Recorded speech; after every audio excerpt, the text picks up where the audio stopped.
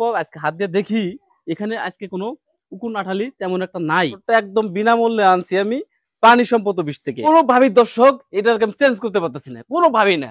তখন কি করলাম, প্রাণী সম্পদ অফিসে গেলাম, খরচ দিচ্ছি, গাছ দিচ্ছি, খাচ্ছে, কিন্তু কুদা পানি দিচ্ছি সে কোনোভাবে খাচ্ছে না। ব্যাপারটা কি, খাচ্ছে না কুদা পানি। সম্মানিত দর্শক, আসসালামু আলাইকুম। দেশ ও দেশের বাইরে থেকে আজকে যারা আমার এই ভিডিওটি দেখতেছেন সবাইকে জানাই প্রাণ ঢালা শুভেচ্ছা, অভিনন্দন।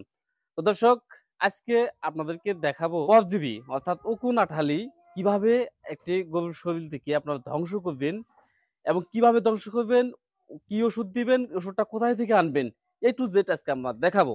তো আজকে আমাদের এই ওষুধের ভিডিওটা চলতেছে দর্শক। দেখেন দর্শক, এই গরুটাকে আমি 2 দিন আগে উকুন আঠালি, যে উকুন আঠালি অর্থাৎ উকুন হয়েছিল সেটাকে ধ্বংস করার জন্য এক ধরনের ওষুধ দিছিলাম। সেই ওষুধটা দেওয়ার পর এই যে এখানে আমার আক্রান্ত হয়েছিল দর্শক। এখানে আক্রান্ত হওয়ার পর আজকে হাত দিয়ে দেখি এখানে আজকে কোনো উকুন আঠালি তেমন একটা নাই। তো দর্শক, এই যে ওষুধটা তথ্য আগে দেই। এই ওষুধটা আপনারা কোথায় পাবেন? আপনারা যারা খামার করতে চাচ্ছেন বা খামার করবেন, যারা খামার করতে চাচ্ছেন তারা যদি একটু লাভবান হতে চান, তাহলে দর্শক অবশ্যই আপনারা যুব উন্নয়ন থেকে প্রশিক্ষণ গ্রহণ করবেন এবং আপনারা প্রাণী সম্পদ অফিসের সাথে যোগাযোগ করবেন। তাহলে আপনার খামারটি সুন্দরভাবে পরিচালনা করতে পারবেন। তো দর্শক, আজকে যে ওষুধটা আনছি আমি, এই যে দেখেন দর্শক, এই যে এই পাশে এটা আমি বোতলে গুলে রাখছি। এই ওষুধটা আমি দিছি, দেওয়ার পর ইনশাল্লাহ কমে গেছে। এটা হচ্ছে ওষুধটা একদম বিনামূল্যে আনছি আমি প্রাণী সম্পদ অফিস থেকে। সেখান থেকে আমাকে সে ডাক্তার যে মহোদয় রয়েছে তারা আমাদেরকে বিনা পয়সায় আমাদেরকে দেখছেন, এই গরুটাকে দেখছেন, দেখে ওষুধ দিচ্ছেন বিনা পয়সায়। এই ওষুধটা 5 দিন দিতে হবে। তো প্রতি পর্বেই আপনাদেরকে দেখাবো গরুটা কত সুন্দর চেহারা হয়ে ওঠে। চলেন দর্শক, কিভাবে দেই ওষুধটা দেখাই, আপনার প্র্যাকটিক্যালি দেখাই। এই ওষুধটা কিন্তু এক প্রকার বিষ। এটা এমন একটা বিষ, এটা খেতে দেওয়া বিষ না, কিন্তু সাধারণ বিষ না। এটা হচ্ছে পশু পাখির জন্য যদি উকুন হয় সেই উকুন ধ্বংস নাশক একটি ঔষধ। তো এই ওষুধটা দেওয়ার জন্য অবশ্যই আপনার মুখটা বেঁধে রাখতে হবে, কেননা সে যেন কোনো চাটাচাটি করতে না পারে, কোনো কিছু খাইতে না পারে কোনো প্রকার। এই ওষুধটা এজন্য আমরা এখন একটা মুখ বাঁধবো, বেঁধে ওষুধটা দিয়ে আধা ঘন্টা এটাকে আমি রোদে রাখবো। কেননা রোদে রাখলে ওষুধের অ্যাকশনটা আর বেশি দ্বিগুণ হয়ে যাবে। চলেন দর্শক, এখন মুখ বাঁধি।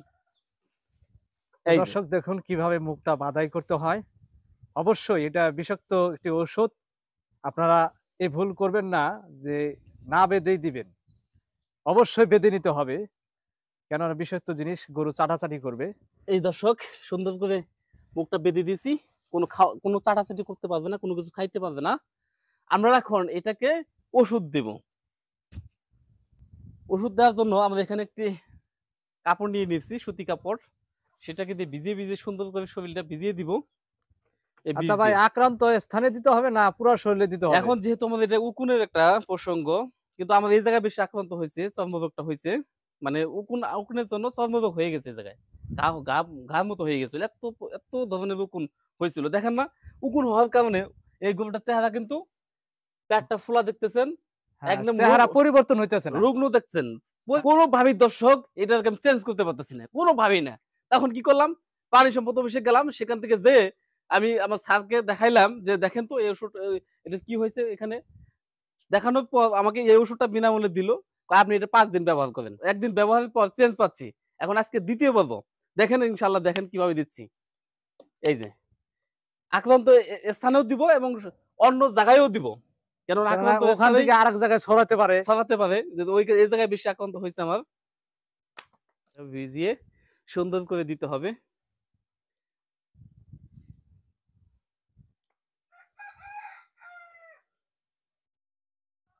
তো দর্শক, এখন ওষুধ লাগানো শেষ হওয়ার পর এটাকে পর্যাপ্ত পরিমাণ আধা ঘন্টা রেখে দিতে হবে রোদ্রে। এই ভুল করা যাবে না যে ছায়া জায়গায় রাখবেন, গরুটা শুকাবে না। যত রোদ্রে রাখবেন তত ওষুধের অ্যাকশনটা কার্যকরী হবে। এখন আমি ঘড়ির টাইম দেখে দিচ্ছি, এখন সময় হচ্ছে 1:55। হ্যাঁ, হয়তো টাইমটা দেখা যাচ্ছে না, এই যে এখানে 1:55। জাস্ট টাইম আধা ঘন্টা পর এই গরুটাকে শ্যাম্পু করা হবে। যখনই এই ওষুধটা ব্যবহার করবেন, ব্যবহারের শেষে অবশ্যই হাতটাকে ভালো করে সাবান দিয়ে ধুয়ে নিতে হবে। কেননা এটা হচ্ছে বিষাক্ত একটি ওষুধ। এটা সাবান দিয়ে ভালো করে পরিষ্কার করে নেবে হাতটা। এখন আমার ওষুধ লাগানো শেষ।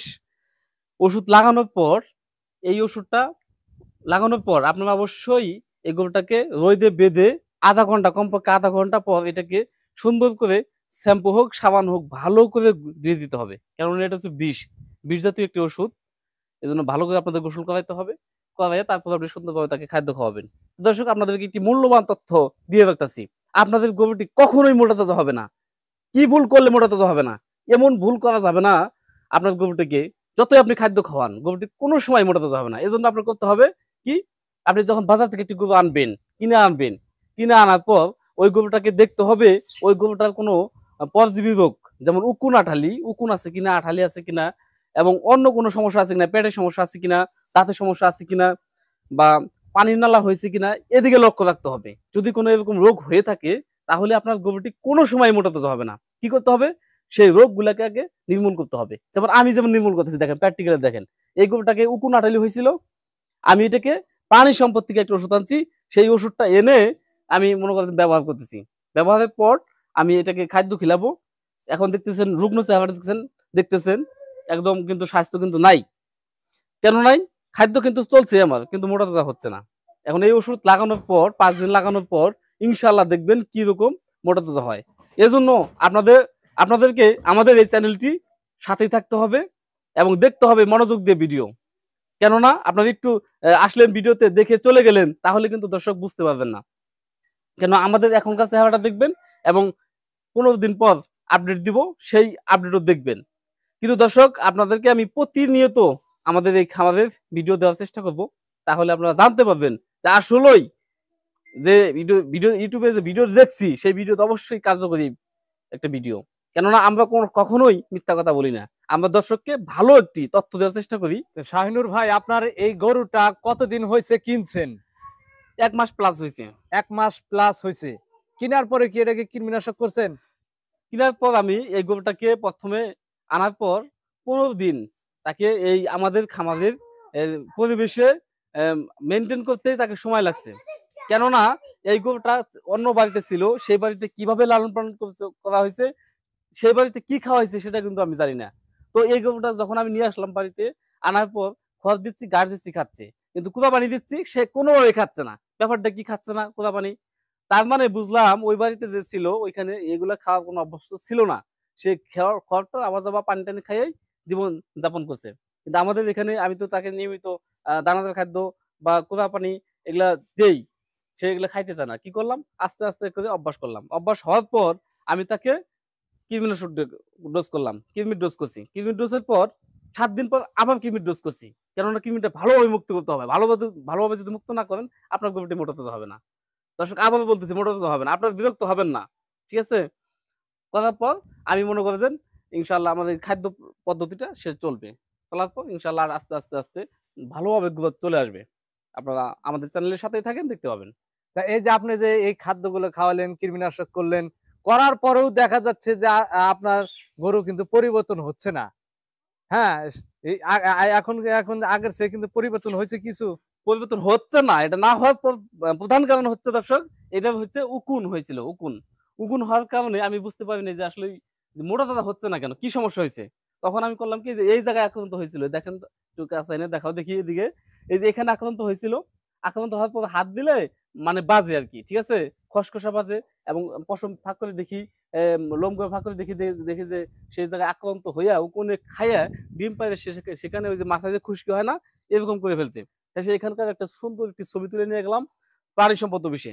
প্রাণী সম্পদ অফিসে যাইয়া স্যারকে দেখাইলাম যে দেখেন তো এটা কি সমস্যা হয়েছে। সে তখন দেখলো, দেখার পর আমাদেরকে একটি বিনামূল্যে একটি ওষুধ দিয়ে দিছে। সেই ওষুধটা 5 দিন দিতে বলছে। 5 দিনের মধ্যে আজকে হচ্ছে 2য় দিন। তো দেওয়ার পর ইনশাআল্লাহ 1 দিন দেওয়ার পরে ইনশাআল্লাহ এই জায়গায় দেখা যাচ্ছে কোনো ক্ষত চিহ্ন নাই, কোনো না। তা উকুনের সাথে, উপন্যাসের সাথে মোটা তাজার কি সম্পর্ক এটা? অবশ্যই সম্পর্ক রয়েছে। কেননা আপনি যতই আপনার গরুকে খাদ্য খাওয়ান, গরুটা কোনো সময় মোটা তাজা হবে না। কেন হবে না? যেমন এই গরুটা আমি যদি খাদ্য খাওয়াই, মোটা তাজা হয়তো হবে না। কেন হবে না? যে আমি যতই খাওয়াই, এই যে উকুন ঢালিয়ে উকুনের সব রক্তগুলো শোষণ করে খায় উঠবে। তাহলে কোনভাবে মোটা তাজা হবে?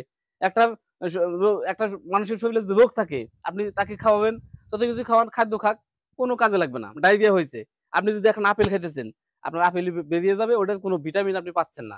অতএব সেটাকে আগে বন্ধ করতে হবে, ওষুধটাকে আগে সারাইতে হবে। সারানোর পর আপনি যাই খাবেন, আপনি যদি একদম লবণ দিয়ে ভাত খান, তবুও কিন্তু আপনার সেটা কাজে লাগবে। তো এটা হচ্ছে একই অবস্থা দর্শক। এটাকে আগে ঠিক করতে হবে। ঠিক করার পর আপনি যাই খাওয়ান, অল্প কিছু খাওয়ান, কাজে লাগবে।